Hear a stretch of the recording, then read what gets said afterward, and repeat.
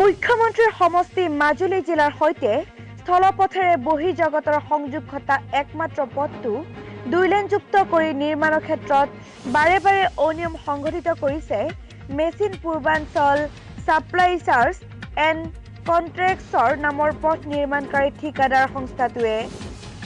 ঢকুৱাখানাৰ পৰা জেংৰাই মুখ হৈ মাজুলী জিলাৰ সদৰ ঠাই গড়মূৰ সংযোগী আটাইতকৈ গুৰুত্বপূৰ্ণ যাতায়াতী পথটো নিৰ্মাণৰ ক্ষেত্ৰত বাৰে বাৰে নিম্নমানৰ কাম কৰি 22 কোটি টকা লুণ্ঠনৰ ফন্দি পাতিছে।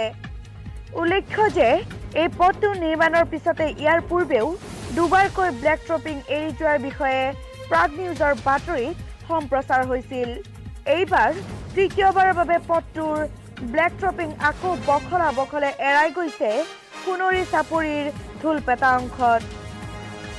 এই বিষয়ত কিন্তু ঢকুৱাখানাৰ গড়কাপ্তানি বিভাগ স্থানীয় বিধায়ক নৱদলে কোনো গুৰুত্ব দিয়া নাই।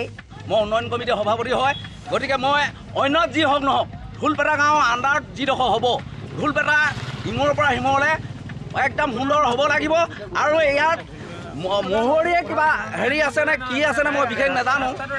এইটো আমাৰ গোটেই মাজুলীৰ পৰা ঢকুৱাখানা অহা এটা 2 লেনযুক্ত ৰাস্তা বনাইছে, গতিকে শুদ্ধ হ'ব লাগে বুলি মই ভাবোঁ।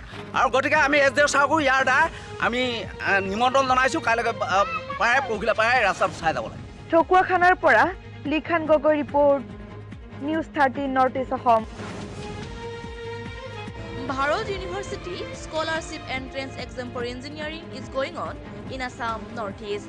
Those who are interested, contact Mr. Anish Kumar, Bharat University Students Councillor. Contact number 8680985263 7663934 507.